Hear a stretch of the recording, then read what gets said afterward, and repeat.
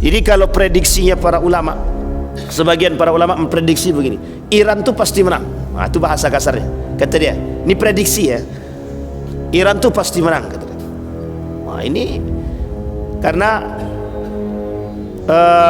apa namanya, benih-benih perang dunia ketiga ini dah nampak gitu.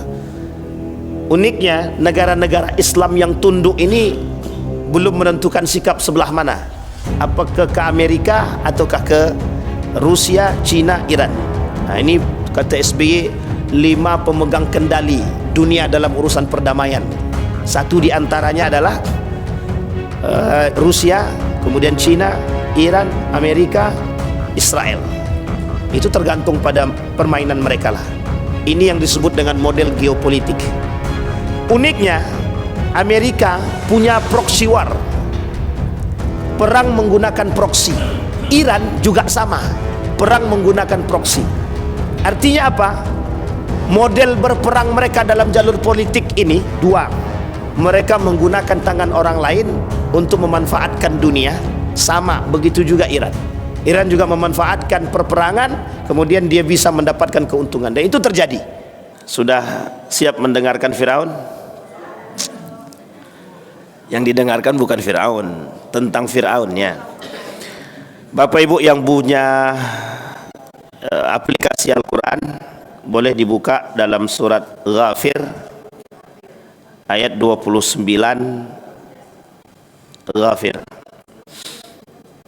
sampai 35. Kalau sempat kita lanjut dari 36, 37, 38. Maaf, 36, 37.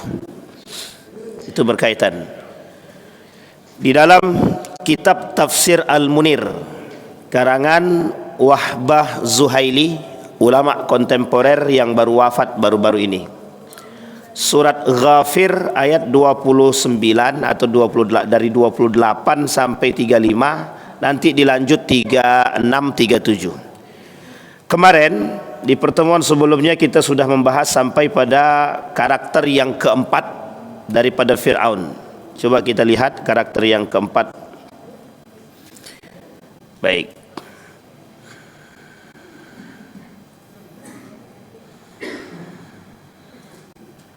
Pada karakter yang keempat itu dalam surat Al-Qasas ayat 4, kita ulang sedikit. Qasas, Al-Qasas ayat 4. Allah berkata, inna fir'auna ala fil ardi wa ja'ala ahlaha syi'an yastad'ifu ta'ifatan minhum yudhabbihu abna'ahum wa yastahi nisa'ahum innahu kana minal mufsidin. Kata Allah, karakternya Fir'aun itu, karakter Fir'aun yang keempat sebelumnya yang kita bahas, itu memecah belah umat. Jadi kalau ada yang suka memecah belah umat, berarti Fir'aun itu. Makanya Israel itu Fir'aun. Israel itu Fir'aun. Fir'aun masa kini. Tenang ibu-ibu. Baik. Kata Allah dalam Al-Quran, sungguh Fir'aun telah berbuat sewenang-wenang di muka bumi ini dan menjadikan penduduknya berpecah belah. Dikata Allah dalam surat Al-Qasas tadi, dia menindas segolongan yang dari mereka Bani Israel. Dia juga menyembelih anak laki-laki, kemudian membiarkan hidup anak perempuan. Wa yastahyi nisa'ahum humul mufsidun, atau mereka adalah orang-orang yang melakukan kerusakan. Dalam ayat ini sebenarnya banyak Allah sebutkan. Satu di antaranya adalah cara Fir'aun memecah belah umat. Bagaimana cara Fir'aun memecah belah umat? Cara Fir'aun memecah belah umat, dia adakan adu domba, dia buat adu domba antar satu dengan yang lain. Setiap orang dengan kekuasaan yang dimiliki oleh Fir'aun, atau lebih tepatnya dengan duit dia dan kekuasaan dia. Dia nanti di dalam ayat ini ada 3 karakter tentang Fir'aun itu. Yang diambil sebagai bentuk kehancuran itu ada 3 karakter. Karakter pertama itu Fir'aun, yang kedua Qarun, yang ketiga Haman. Haman penasehat ulung, penasehat ulungnya Fir'aun. Nah, kembali kepada ayat tadi, cara Fir'aun memecah belah umat.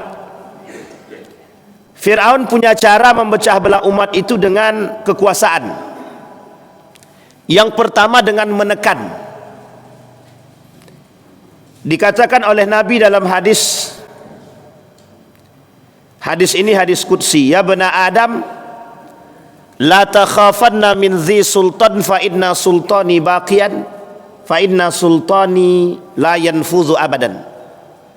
Di dalam hadis yang lain, baginda Nabi bilang begini, wa in ijtama'al qaumu ala an yadurruka la yadurruka bi syai'in illa qad kataballahu alaik. Tapi panjang hadis dia, saya penggal saja. Dua hadis ini saya bacakan. Yang saya artikan begini. Kata Allah dalam hadis kursi begini, kata Nabi dalam hadis kursinya, jangan takut dengan kekuasaan. Sekalipun engkau tidak punya kekuasaan, dia maksud jangan takut dengan kekuasaan itu begini. Jangan takut kehilangan kekuasaan atau jabatan. Jangan takut akan direbut orang kekuasaan. Dan jangan takut akan orang-orang yang berkuasa. Nah, ini poin pentingnya di sini untuk dipahami, 3 poin ini. Kita masuk pada poin yang ketiga saja. Jangan takut dengan orang-orang yang memiliki kekuasaan. Karena memang ada orang-orang yang dengan kekuasaan itu tujuannya memang menindas, memeras, menindas, menyiksa. Itu memang begitu. Karena memang yang lemah itu memang harus ditindas. Dalam bahasa kapitalis, bahwa yang lemah harus ditindas dan dimanfaatkan. Nah, ini poin penting nih. Jadi mengapa orang-orang, mohon maaf, orang-orang yang memiliki kekurangan dari sisi harta, iman, itu selalu dimanfaatkan ya. Kau butuh duit, aku kasih kau duit. Tapi dengan catatan, tolong kau sebarkan hoax ini. Demi duit akhirnya disebarkan. Atau sebaliknya, kalau kau tak mau ikut perkataanku, pokoknya kalau kau tak ikut perkataanku, akan aku masukkan kau ke dalam penjara. Nah, ini namanya tekanan. Tekanan. Kalau kau tak mau korupsi, kau tak usah lagi di sini, pindah. Nah, ini namanya tekanan. Itu yang dilakukan oleh Fir'aun. Fir'aun tampakkan di hadapan masyarakatnya yang tidak mau mengikuti perkataan dia, yang tak mau, akan dihabisi.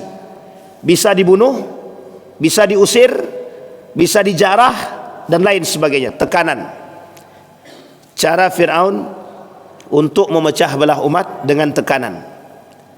Yang kedua, diberikan imingan atau iming-imingan harta, agar orang-orang itu bisa suka dengan dia, mau dengan dia. Kalau bahasa sederhananya begini, ada duit dihormati, tak ada duit hilang penghormatan. Itu karena apa? Tolak ukur penghormatan itu duit. Tapi kalau tolak ukur kehormatan itu adalah iman, ada tak ada duit orang menghormati. Kalau tolak ukurnya penghormatan itu adalah akhlak, maka ada atau tak ada duit orang pasti dihormati. Tapi kalau dia tolak ukurnya adalah uang, penghormatan dan penghargaan itu tolak ukurnya adalah uang, dia mati, dia habislah tuh. Tak akan ada orang yang menghormati dia. Bahkan kejadian itu sama terhadap Fir'aun. Ketika Fir'aun itu meninggal atau mati, itu semua orang mencaci maki dia. Semua penduduk dia mencaci maki dia, bersyukur akan matinya Fir'aun. Karena Fir'aun punya kekuasaan, punya kelebihan, lebih daripada sisi kekuasaan. Sehingga Fir'aun ini salah satu bentuk contoh yang disampaikan oleh Allah dalam Al-Quran tentang karakter pemimpin zalim yang kelak akan menghuni neraka jahanam. Itu disebutkan. Satu di antaranya karakter tersebut, memecah belah umat. Kemudian apa tujuan Fir'aun memecah belah umat? Litad'if, melemahkan kekuatan. Karena Fir'aun ini tahu Orang yang tak suka itu mesti ada. Maka cara melemahkan orang yang tidak suka ini biar tidak memberontak, dipecah belah. Sehingga ketika dipecah belah, Fir'aun tidak perlu turun tangan untuk menghancurkan orang yang tak suka dengan dia. Cukup orang yang tadi, yang sudah dibentuk sama dia, itulah yang akan berkelahi dengan orang yang tidak suka. Artinya gimana? Ada fans, ada haters. Maka si Fir'aun tak perlu menghancurkan haters, cukup yang fans aja yang menghancurkan. Artinya Fir'aun duduk manis saja. Contohnya, misal bapak ibu mencaci maki Abu Janda, itu yang membela dia banyak. Sehingga fans-fansnya Abu Janda ikut membela, mencaci maki kita. Kita tak suka dengan Abu Janda, maka fansnya Abu Janda tak suka dengan kita. Itu kata Ali bin Abi Thalib, musuh kalian itu ada 3. 2 di antaranya, 1 musuh yang nyata, yang kedua sahabat daripada musuh. Kalau musuh kita ni punya sahabat, maka sahabat musuh ni akan memusuhi kita. Nah, ini poin penting kata Ali bin Abi Thalib. Jadi musuh kita ni banyak. Baik, itu daripada karakter yang keempat, daripada Fir'aun. Yang dibunuh oleh Fir'aun itu Bani Israel. Karena ketakutannya Fir'aun dalam mimpi, yang merasa mimpi itu menjadi sebuah kenyataan. Apa kenyataan mimpi dia yang dimaksud? Ketika Fir'aun dalam mimpi dia melihat kekuasaan dia ini, masyarakat dia ini, rumah-rumah itu terbakar habis, kecuali tinggal rumah Bani Israel. Ini dalam pensarahan Gus Baha itu. Kecuali tinggal rumah orang Bani Israel. Disinilah kemudian oleh penasehat kerajaan dan ahli tafsir mimpi pada masanya Fir'aun mengatakan, kelak akan muncul dari golongan Bani Israel yang akan menghabisi kekuasaanmu, atau mengganti atau menggulingkan. Inilah alasannya Fir'aun tetap istiqomah dalam menghancurkan Bani Israel. Bayangkan tu istiqomah ya Bapak Ibu, istiqomah. Baik, kemudian yang kelima, kata Allah dalam Al-Quran, dalam surat Ghafir yang tadi kita bacakan, dalam surat Ghafir, ya qaumi lakumul mulkul yawm zahirina fil ard faman yansuruna min ba'sillahi in ja'ana. Qala Fir'aun ma urikum illa ma ara wa ma ahdikum illa sabilar rasyad. Ini merujuk kepada cerita ketika Fir'aun disuruh mendatangkan 2 pilihan, mematikan atau menghidupkan. Maka kata Fir'aun, kalau aku mau bunuh bisa aku bunuh, kalau aku mau beri petunjuk bisa aku beri petunjuk. Maka dibawalah 2 orang di hadapan Musa, yang satu dimatikan, yang satu dibiarkan hidup. Cuma ditantang balik sama Musa, coba hidupkan yang mati itu. Itu yang dia tak bisa. Maka naik pitam daripada Fir'aun. Nanti pada ayat yang ke-36 37 itu, di situ dia suruh penasehat ulungnya, ya Haman ubnuli ya Haman ubnili sarhan la'alli ablughul asbab as-samawati wal ard. Haman, tolong bangunkan aku bangun yang tinggi, aku pengen tahu Tuhannya Musa sekuat apa. Wa inni la adhunnuhu kadhiba, kata dia. Aku kira Musa itu pendusta, kata dia. Paling bongak-bongak aja dia, sok-sok kuasa, kata dia, kata Fir'aun kepada Nabi Musa. Baik, maka dalam kalimat tersebut, karakter yang kelima adalah tidak mau mendengarkan pendapat yang lain. Dan itu sudah disampaikan. Ada yang menasehatkan Fir'aun, ada yang disebut seorang pemuda dari kalangan Bani Israel beriman kepada beriman kepada Allahnya Musa, Tuhannya Musa, tapi dia sembunyikan keimanan dia. Cuma dia nasihati itu Fir'aun, seolah-olah dia ini bagian daripada Fir'aun. Dia selalu nasihatkan, cuma dia tak mau dengar. Dia tak mau dengar kata-kata penasihat ini. Tapi penasihat ini itu selalu membisikkan Fir'aun untuk tidak melakukan kejahatan, cuma tak pernah didengar oleh Fir'aun. Maka karakter yang kelima itu daripada Fir'aun, dia tak pernah mau mendengarkan pendapat orang lain. Bagi Fir'aun, yang paling tinggi adalah diri dia, maka tak ada yang lebih tinggi daripada diri dia, tak ada. Ketika Donald Trump menyatakan diri lebih daripada segalanya, bisa melakukan apapun, ketika Donald Trump mengatakan akan kami habisi Palestina, maka Allah berbalik, seketika Allah hancurkan Amerika. Ketika Netanyahu, ya itulah pokoknya, menyebut namanya aja susah, Netanyahu. Ketika Israel merasa diri dia agung sampai mendapat julukan negara yang tidak bisa dikalahkan di muka bumi ini, seketika melalui rudal-rudalnya Iran kabur dia, naik jet pribadi. Dalam jet itu dikawal oleh 2 jet yang lain. Nah, ini kemudian menjadi perhatian. Allah ingin tunjukkan kepada manusia, sesumbar apa dirimu dalam kekuasaan yang kau miliki, pasti Allah hancurkan. Ini kita tak menjelekkan presiden kita pada masanya, Pak Soeharto. Dalam masa kekuasaan dia mungkin ada khilaf yang dilakukan, tapi sesumbar yang terjadi, Allah kasih ujian dan cobaan dengan penggulingan dalam model kudeta. Sama Kemal Atatürk. Kurang apa Kemal Atatürk itu? Panglima perang terkenal yang sangat memahami strategi perang dan tahu betul, tapi tumbang di tangan para partai anak muda tanpa ada pertumpahan darah. Sesumbar apa Quraisy kepada baginda Nabi Muhammad SAW sampai menutup, tidak boleh ada yang datang ke Mekah, pasokan makanan dan minuman. Tapi ketika kekuatan yang dibangun oleh Nabi di Madinah serasa sudah cukup, melalui negosiasi dan penutupan tempat atau embargo bagi penduduk Mekah untuk datang ke Madinah dalam bentuk jalur perdagangan, ditutup sama penduduk Madinah. Akhirnya orang-orang Mekah kebingungan, dibangun komunikasi dengan sekitar Mekah. Akhir yang terjadi Fathu Makkah, penaklukan kota Mekah tanpa ada pertumpahan darah. Dan ini semua yang merasa hebat akan ditumbangkan, semua yang merasa kuasa akan ditumbangkan.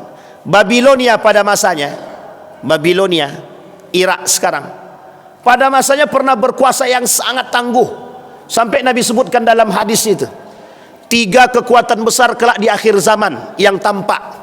Bukan Iran ya, 1 Irak, yang kedua Yaman, yang ketiga Syam. Irak itu pengkhianat besar, mengkhianati Ali bin Abi Thalib, mengkhianati Al-Hasan, mengkhianati Al-Husain. Itu pengkhianat itu, Irak itu pada masanya. Sehingga disampaikan oleh Nabi dalam hadis dia, 3 kekuatan besar Irak ini punya sejarah. Irak ini tak jauh berbeda dengan Iran punya sejarah atau mental pejuang, mental berperang. Pada masa Babilonia, kekuatan Irak itu di atas, sampai Irak itu bisa membeli orang-orang Yahudi pada masanya, yang kemudian diajak kerjasama untuk membangun Babilonia ketika itu.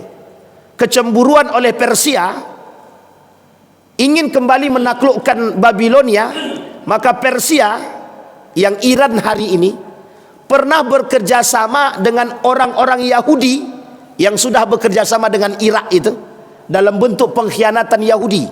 Diambilnya orang Yahudi dari Irak tadi, Babilonia tadi, bersekutu dengan Iran, bersekutu dengan Persia, kemudian dia gulingkan Babilonia. Jadi 2 negara ini, Iran dengan Irak ini punya mental perang yang besar, yang tidak boleh kita tutup mata. Jadi kalau prediksinya para ulama, sebagian para ulama memprediksi begini, Iran tuh pasti menang. Nah, itu bahasa kasarnya. Kata dia, ini prediksi ya, Iran tuh pasti menang, kata dia. Nah, ini karena benih-benih perang dunia ketiga ini dah nampak gitu. Uniknya negara-negara Islam yang tunduk ini belum menentukan sikap sebelah mana, apakah ke Amerika ataukah ke Rusia, China, Iran. Nah, ini kata SBY 5 pemegang kendali dunia dalam urusan perdamaian. Satu di antaranya adalah Rusia, kemudian China, Iran, Amerika, Israel. Itu tergantung pada permainan mereka lah.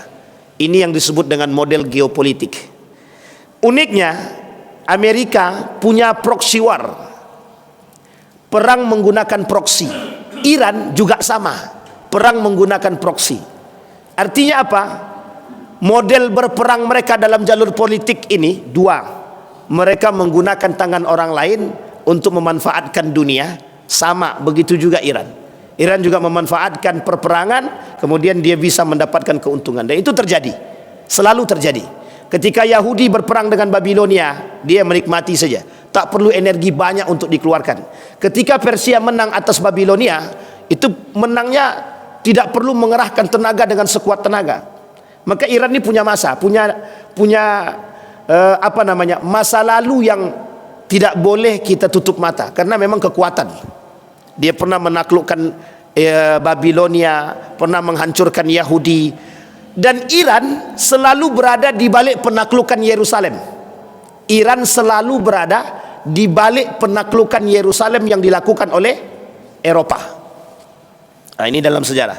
Kembali kepada poin tadi, bahwa Fir'aun tak pernah mau menerima pendapat siapapun.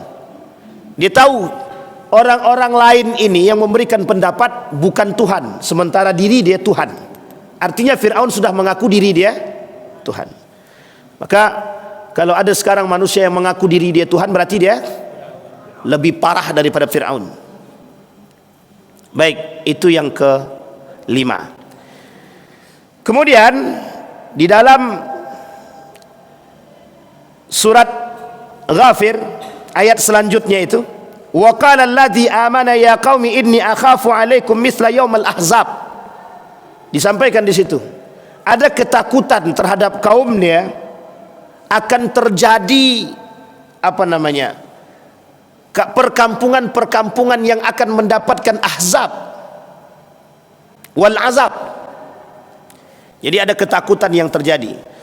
Seorang pemuda yang beriman yang menyembunyikan keimanannya terhadap Fir'aun itu, dia kata begini, aku takut kelak Fir'aun dan para pengikutnya ini diazab oleh Allah itu.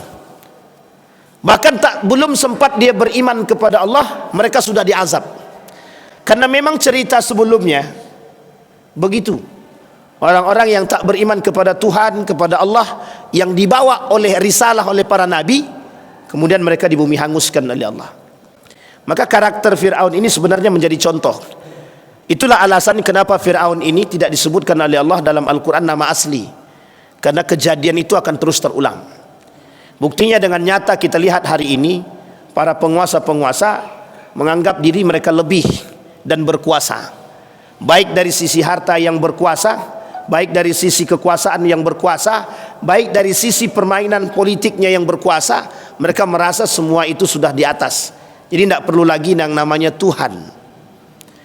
Maka pernah terjadi pada masa dahulu Yunani, seorang pemikir Yunani itu merasa begini, ketika kekacauan dengan kekuasaan yang pernah terjadi, sampai dia bilang begini, Tuhan itu sudah mati, kami tidak butuh Tuhan, kami tidak butuh Tuhan, yang kami butuhkan adalah apa yang bisa kami makan, apa yang bisa kami jadikan kekuasaan. Jadi Tuhan itu bagi mereka tidak ada. Makanya kenapa lahir kelompok-kelompok ateis yang tidak percaya yang tak percaya pada Tuhan. Dan ini alasan, kata orang-orang ateis itu, ini lebih tinggi daripada wahyu, akal ini lebih tinggi daripada wahyu, sehingga kami tidak butuh Tuhan. Wahyu datang dari Tuhan, akal datang dari kesempurnaan manusia, kata dia.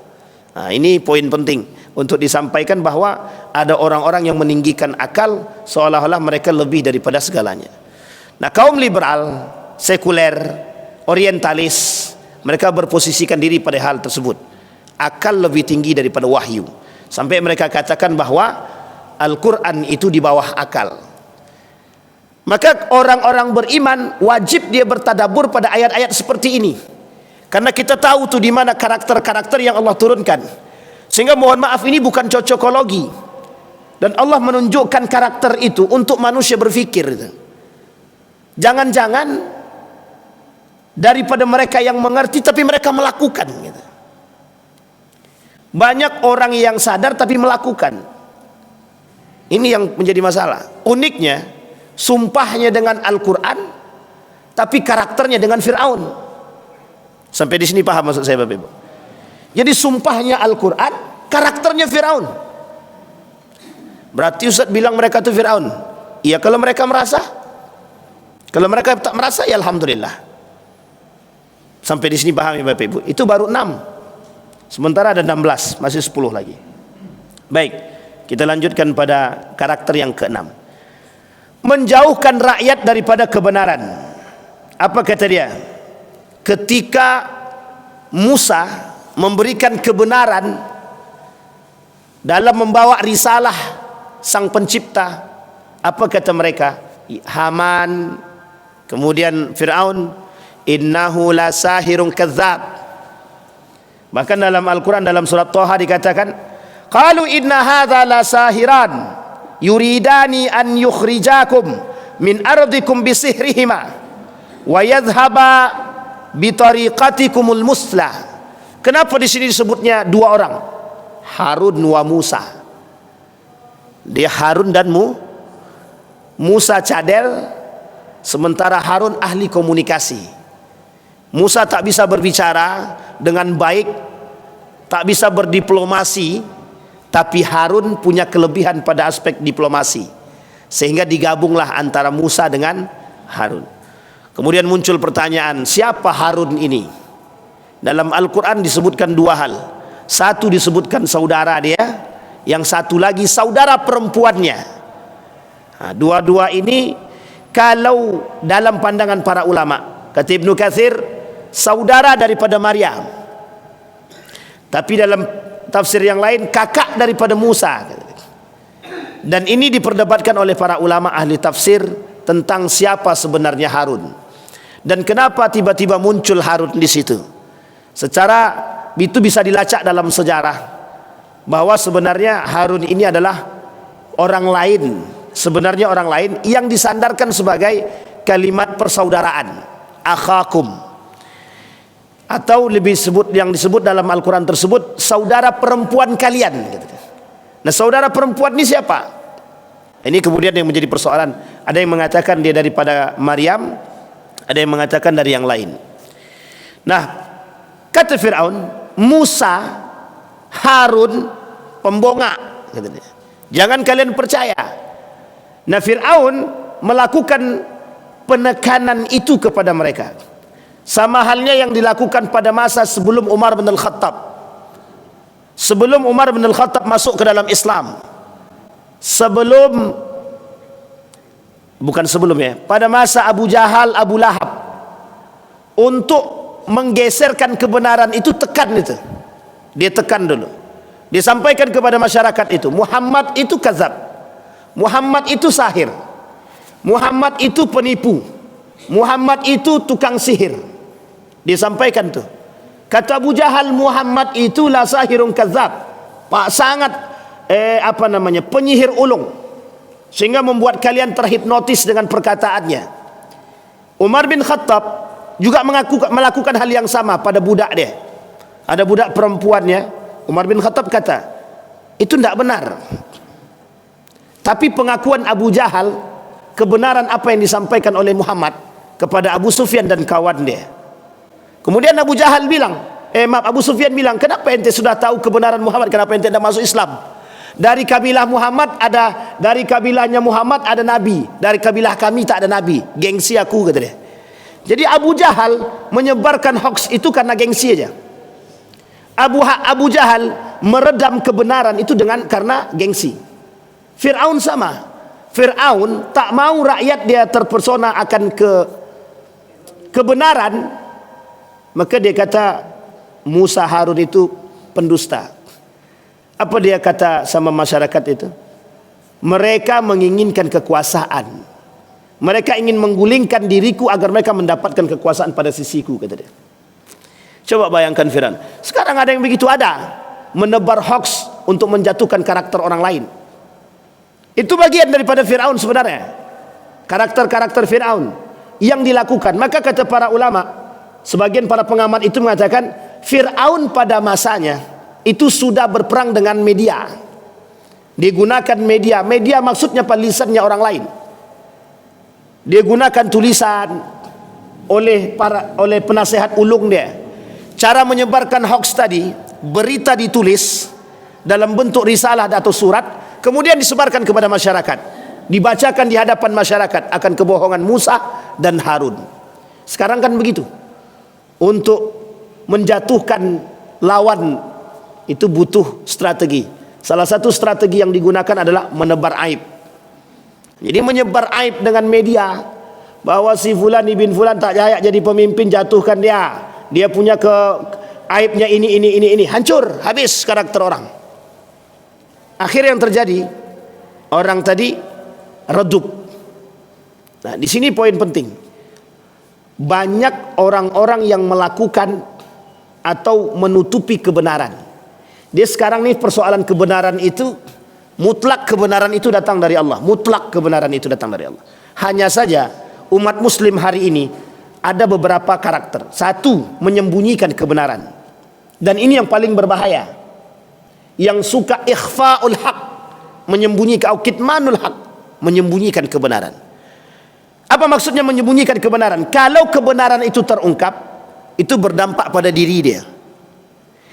Kalau Fir'aun ungkapkan kebenaran, apa kata Fir'aun? Kalau Fir'aun bilang bahwa Tuhannya Musa itu betul-betul ada, betul-betul kuasa, kira-kira Fir'aun hancur apa tidak? Sama Pak.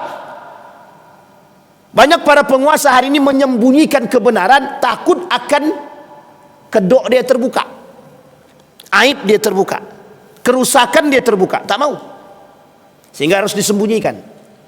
Namanya kitmanul haq, menyembunyikan kebenaran.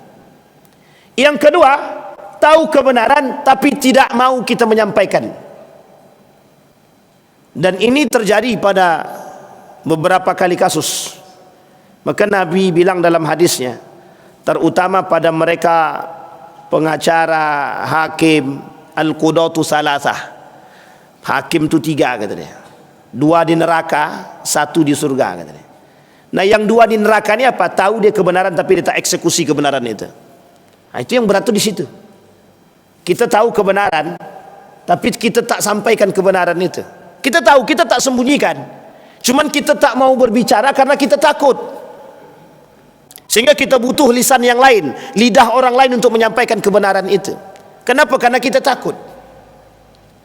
Pertanyaannya adalah, kalau kita takut akan menyampaikan kebenaran, berarti na'udzubillah, tsumma na'udzubillah, kita masih ada yang kita takuti selain daripada Allah. Ini Bapak Ibu, kan kita mengkaji ilmu tasawuf. Apa hukumnya takut kepada selain daripada Allah? Apa hukumnya takut kepada selain daripada Allah? Itu bisa kufur. Bisa kufur. Sekarang begitu. Kenapa ditekan? Untuk menyampaikan kebenaran perlu tekanan. Biar jangan sampai kebenaran itu tersebar, tekan dulu. Sehingga orang tak berani berbicara, orang tak berani berbuat, orang tak berani berkata. Inilah kemudian kenapa karakter Fir'aun itu masih ada. Masih banyak orang-orang yang takut kebenaran itu terkuak, harus ditekan. Dan uniknya ada orang-orang yang berani, yang tak mau menyampaikan kebenaran. Takut. Yang kedua. Yang ketiga, kebenaran itu memang harus disampaikan melalui pribadi-pribadi orang-orang yang berani untuk menyampaikan kebenaran. Dan ini yang hari ini kita sedikit temukan. Kenapa? Lisan kita seolah-olah terjaga untuk tidak menyampaikan kebenaran itu secara terang-terangan. Nabi kata begini, jika kebenaran itu bisa menyelamatkan dan bisa merubah pandangan, maka sampaikan kebenaran itu dalam bentuk keramaian sekalipun tak disukai. Inilah asal mula kalimat itu, qulil haq walau kana marra. Sampaikan kebenaran meskipun pahit. Jangan salah menempatkan hadis ini. Karena dulu untuk mengatakan kebenaran pada masanya itu butuh kekuatan. Sama hari ini juga begitu. Para Fir'aun yang ada sekarang, kita ambil contoh Bapak Ibu. Ketika Iran mengebom, melakukan atau memberikan hadiah rudal kepada Israel, itu sistem intelijennya udah rusak semua itu. Cuma masih bisa membuat atau menutupi kebenaran.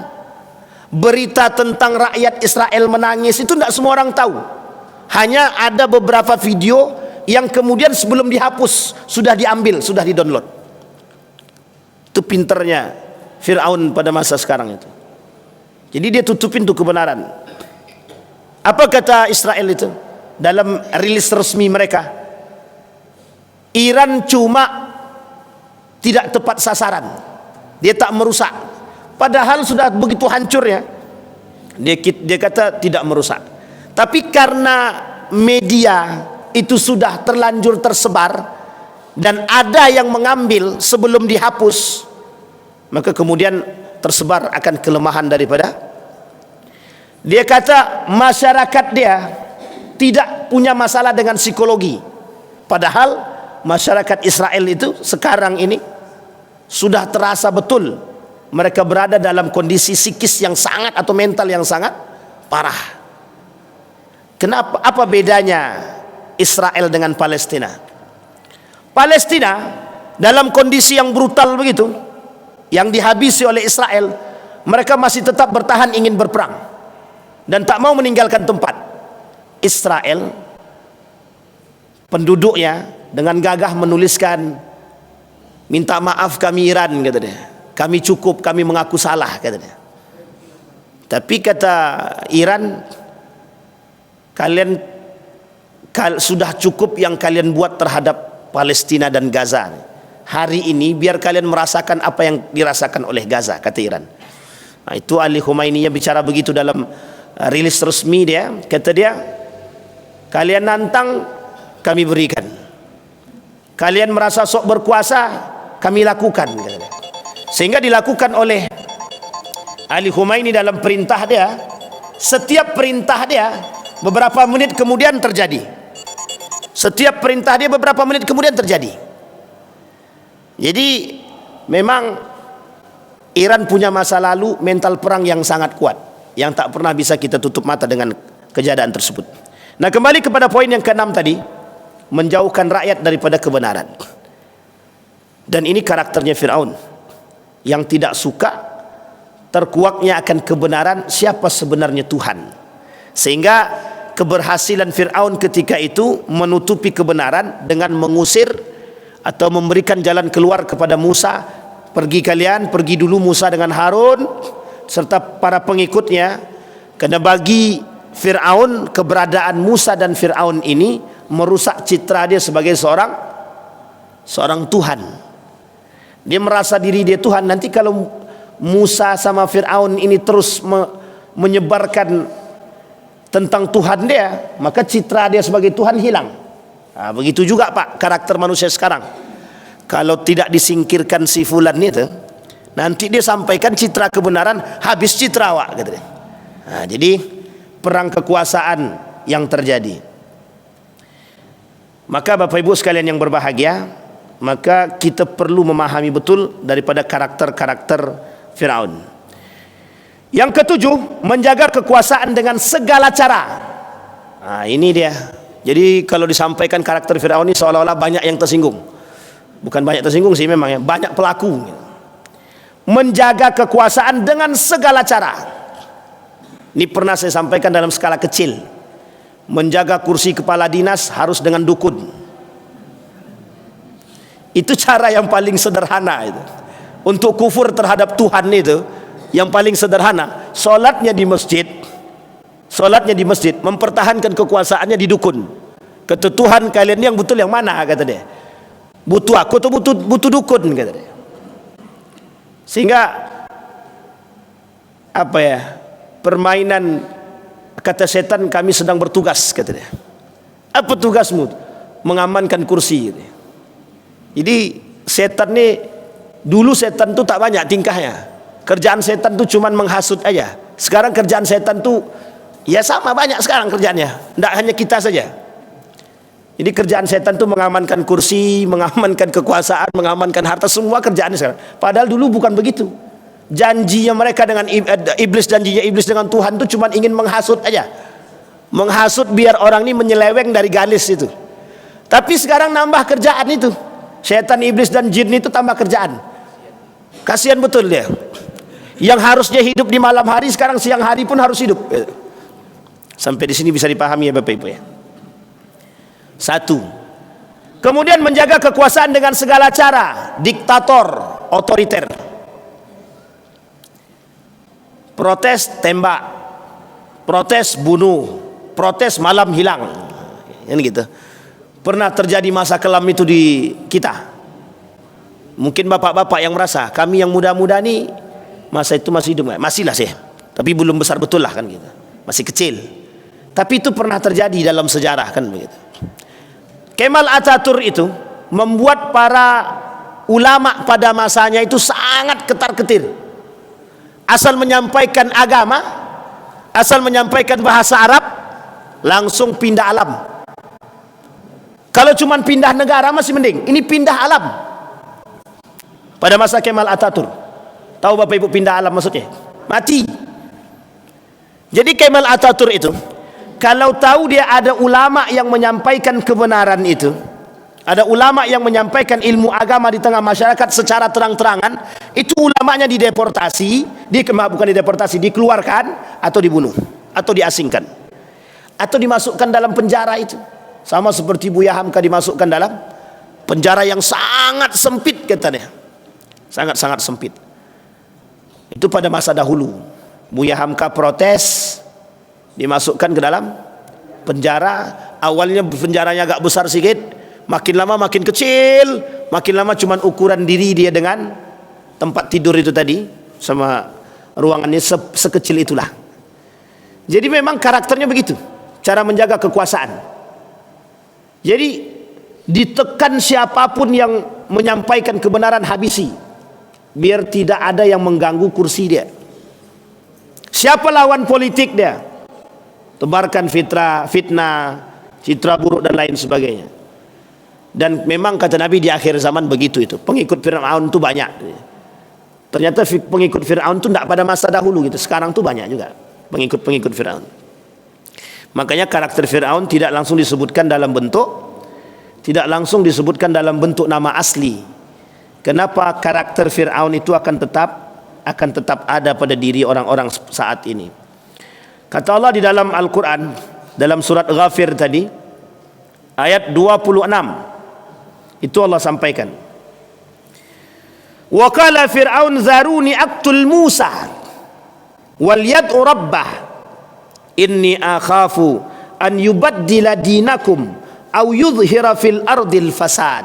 26 dan 27. Wa qala Musa inni uztu bi rabbi wa rabbikum min kulli mutakabbirin la yu'minu biyaumil hisab. Ditantang sama Musa. Fir'aun bilang begini, pokoknya gimana caranya bunuh Musa. Nanti kalau tak dibunuh Musa nih, dia akan menyebarkan kebenaran. Nanti masyarakat kita berganti agama. Yang tadinya menyembah aku, nanti Tuhan yang disembah Tuhan Musa. Bunuh Musa tuh, biar dia meminta kepada Tuhan. Kita pengen tahu sekuasa apa Musa itu, betul tak Tuhan yang maha kuasa. Ditantang sama Fir'aun. Kemudian kata Fir'aun, dia takut bahwa akan terjadi perubahan agama pada rakyat dia. Au yudhhir fil ardil fasad, kata Fir'aun, nanti terjadi kerusakan di bumi Mesir ini. Kata Fir'aun, apa kata Musa? Inni uztu bi rabbi wa rabbikum min kulli mutakabbirin la yu'minu biyaumil hisab. Aku berlindung daripada Sang Pencipta dari orang-orang yang sombongnya, na'udzubillah, mutakabbir, yang sombongnya, na'udzubillah, dalam setiap urusan, yang tak beriman kepada yaumul hisab. Jadi kalau ada sekarang manusia berfikir ingin menjadi manusia abadi, itu sebenarnya sudah pernah dilakukan oleh Fir'aun. Jadi Fir'aun itu dia merasa diri dia tak akan mati karena dia Tuhan. Maka dia minta pada, ini mohon maaf nih sisi lain ya, sisi gelap daripada Fir'aun. Dia minta pada pengurus-pengurus itu, pada pelayan-pelayan dia, untuk mencarikan dukun-dukun ternama yang bisa membuat jamuan dan ramuan agar dia bisa tetap abadi. Jangan salah Bapak Ibu, Fir'aun itu punya makanan atau minuman yang membuat diri dia menganggap, yang dia anggap diri dia bisa abadi. Sekarang ada begitu, ada banyak.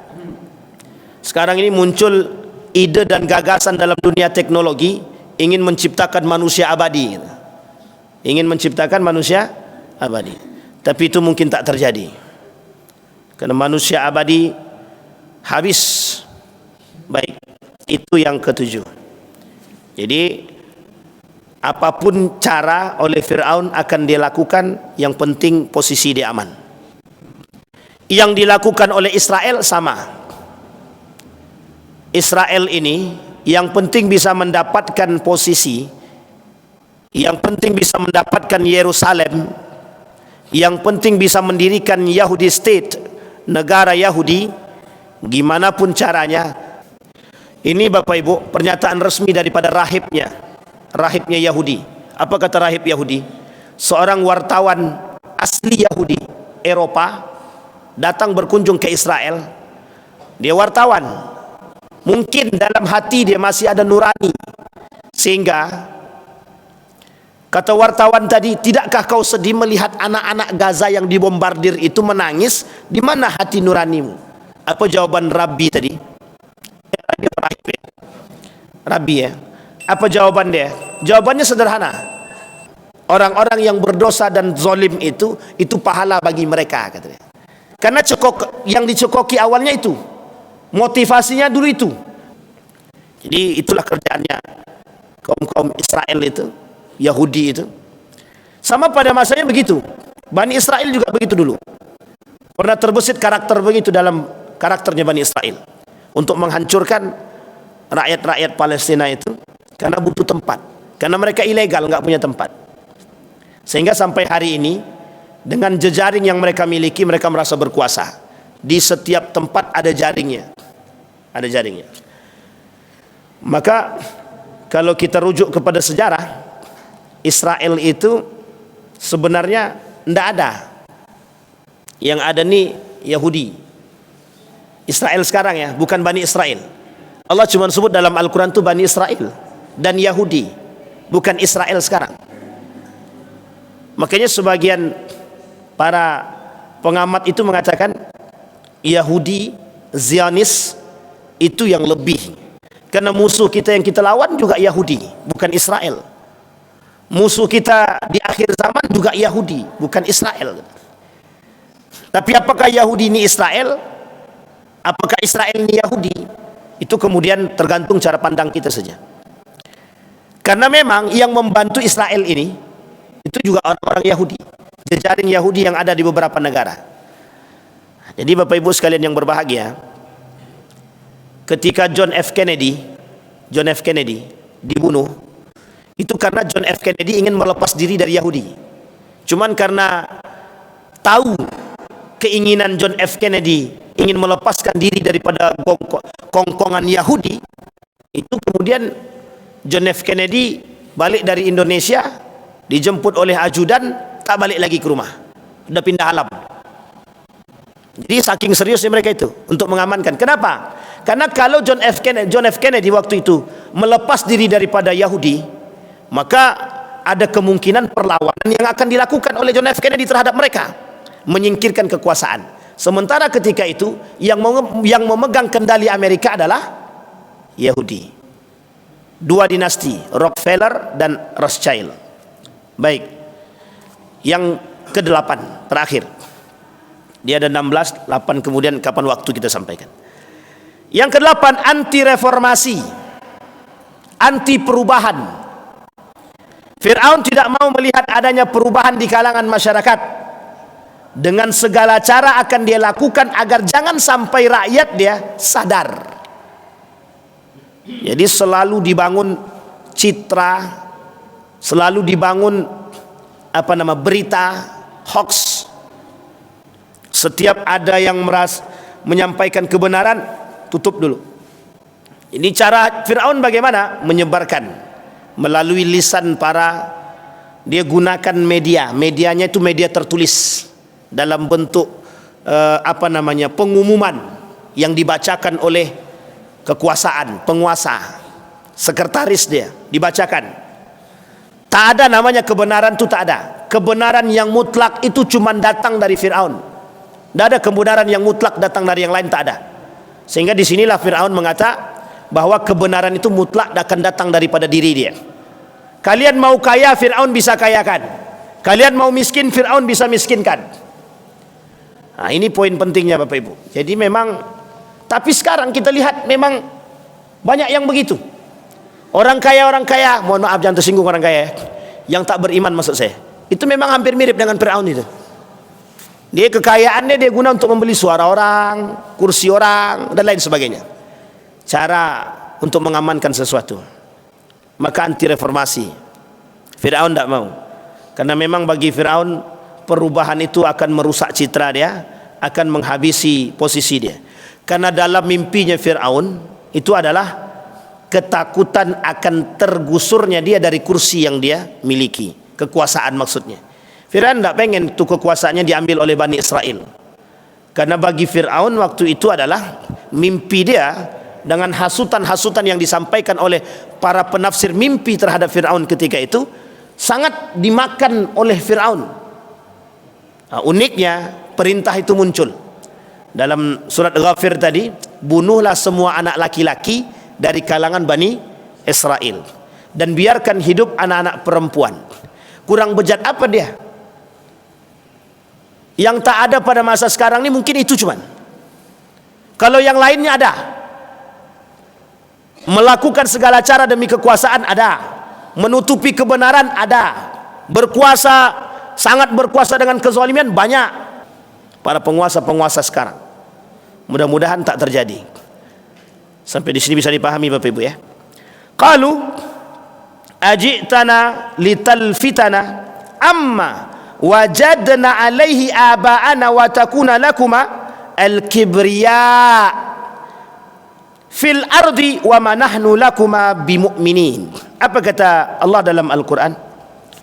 Mereka berkata, apakah engkau datang kepada kami untuk memalingkan kami dari apa atau kepercayaan yang kami dapati dari nenek moyang kami, mengerjakannya menyembah berhala, dan agar kamu berdua Musa wa Harun mempunyai kekuasaan di bumi, kata Fir'aun. Jadi cara Fir'aun menghasut masyarakatnya, dibuatlah hoax bahwa Musa dan Harun ini ingin mengambil kekuasaan. Sehingga kata dia perubahan yang dibawa oleh Fir'aun dan Musa itu hanya untuk mengambil kekuasaan saja. Nah Bapak Ibu sekalian yang berbahagia, kebohongan yang nyata gitu, yang disampaikan oleh Fir'aun terhadap Musa dan Harun itu sebenarnya sekarang sedang terjadi Bapak Ibu. Sedang terjadi di tengah-tengah kita. Ketika kita melihat kasus perperangan yang sekarang terjadi di ambang, kalau bahasa guru saya, gerbang perang dunia gitu, antara Iran dan Israel ini, itu sebenarnya kedua-duanya punya masa lalu yang cukup. Israel selalu dimusnahkan gitu. Sementara Iran itu selalu pernah merasa menang gitu, pada masanya, dengan julukannya The Great Persia pada masanya. Iran dalam pandangan para pengamat politik pasti punya misi. Misi antara lain yang dimiliki oleh Iran adalah kekuasaan. Tapi satu sisi Allah pernah katakan dalam Al-Quran, kelak akan Allah tunjukkan kebesaran itu agar mereka-mereka yang diam ini sadar. Ini yang kemudian kita lihat Bapak Ibu dari sisi lainnya. Iran berani menggempur Israel. Semua mata di dunia ini sekarang tertuju pada itu. Semua mata tertuju kepada Iran, bahwa betapa beraninya Iran menghancurkan negara yang menganggap diri dia dikdaya, hancur dalam waktu yang sesingkat-singkatnya. Kata Iran sederhana, Mana yang kalian kata paling kuat itu? Kami tak pengen mereka merasa lebih kuat lebih daripada Tuhan, kata dia.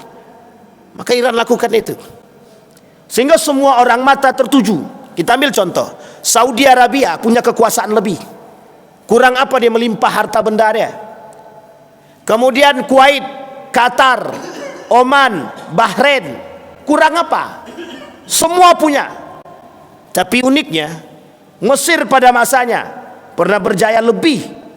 Tapi apa? Ketika nego yang dibangun oleh Donald Trump, untuknya sebelum perang itu, Donald Trump sudah keliling itu. Donald Trump sudah keliling. Nah, kita nggak tahu apa misi kelilingnya. Mungkin misinya perdamaian dan lain sebagainya, kita nggak tahu. Tapi kelicikan dan pengkhianatan yang mereka lakukan, itu seolah-olah mereka itu menjadi seorang Fir'aun gitu. Menjadi Fir'aun. Seolah-olah Donald Trump mengatakan kami ini akan datang sebagai pahlawan di belakang, pahlawan perdamaian, seperti citra yang pernah dia lakukan sebelum-sebelumnya. Di sini kemudian Allah tunjukkan melalui tangannya Iran. Tapi Ustaz, dia kan Syiah. Kita membela Palestina dan Gaza, bukan membela Syiahnya. Kita membela Palestina dan Gaza. Oh, hancurnya Israel di tangannya Iran itu adalah bagian daripada politik yang satu sisi jalur kemanusiaan kita bisa dukung, tapi satu sisi dalam jalur urusan ideologi kita harus singkirkan. Karena tidak bisa, Pak. Sekarang ada yang mau menghancurkan, tak ada yang sanggup selain daripada Iran. Akhirnya alhamdulillah sekarang dibantu. Yang membantu pun Cina dan Rusia, termasuk ada negara kecil yang disebut dengan Yaman dan Turki. Tapi dalam sejarah begitu, dalam hadis Nabi juga begitu. Satu Irak punya kekuasaan yang kemudian kekuatan Irak itu, kata para ulama, jangan digubris karena dia bagian daripada pengkhianatan. Yang kedua Yaman. Yaman dia tak terlalu berkuasa, tapi selalu membantu. Nah, ini dia, Pak. Dan yang terakhir, pejuang-pejuang yang sesungguhnya nanti akan muncul dari Syam, Palestina, Yordania, Suriah, kemudian Libanon, Yerusalem, itu Palestina. Maka kelak pejuang-pejuang itu akan lahir dari situ. Nah, Bapak Ibu sekalian yang berbahagia, dari 8 yang sudah kita sampaikan karakternya Fir'aun ini, itu Bapak Ibu tengok sendirilah, ada enggak karakter itu terhadap manusia hari ini? Yang ditakutkan oleh Allah itu, bukan ditakutkan oleh Allah, yang ditakutkan oleh para ulama itu, yang dikhawatirkan oleh Nabi itu adalah munculnya orang-orang yang mungkin tak mengaku Fir'aun, tapi karakter dia sudah seperti Fir'aun. Bahkan yang lebih berbahaya lagi, Fir'aun itu bukan hanya secara global, Fir'aun itu ada dalam rumah tangga kita. Nah, ini dia yang takutnya nih, Pak. Entah itu Fir'aunah atau mungkin itu Fir'aun saja. Tahu Fir'aunah maksud saya, Pak? Ibu-ibu jadi Fir'aun atau bapak-bapak yang jadi Fir'aun. Mudah-mudahan kita bisa mengambil ibrah daripada karakter-karakter Fir'aun, bisa kita menjaga diri agar tak terjerumus dalam perbuatan-perbuatan Fir'aun. InsyaAllah Allah jaga kita dalam keistiqamahan dan husnul khatimah. Kita berdoa kepada Allah. A'udzubillahi minasyaitonirrajim. Bismillahirrahmanirrahim. حمد الشاكرين حمد النائمين حمدا يوافي نعمه ويكافئ مزيده يا ربنا لك الحمد كما ينبغي لجلال وجهك الكريم وعظيم سلطانك اللهم صل على محمد وعلى آل محمد في العالمين إنك حميد مجيد يا حي يا قيوم يا فتاح يا عليم يا عزيز يا غفار يا رب العالمين اللهم فقهنا في الدين وعلمنا التأويل اللهم انصر من نصر الدين واخذل من خذل المسلمين اللهم انصر إخواننا المجاهدين في فلسطين وفي غزة وفي كل مكان اللهم دمر اليهود اللهم أهلك الكفرة والمبتدعة والمشركين أعداءك أعداء الدين ربنا هب لنا من الصالحين ربنا هب لنا من أزواجنا وذريتنا قرة أعين واجعلنا للمتقين إماما اللهم اجعل القرآن العظيم ربيع قلوبنا ونور صدورنا وجلاء أحزاننا وذهاب همومنا وغمومنا اللهم اجعل القرآن حجة لنا لا حجة علينا ربنا آتنا في الدنيا حسنة وفي الآخرة حسنة وقنا عذاب النار والحمد لله رب العالمين. Assalamualaikum warahmatullahi wabarakatuh.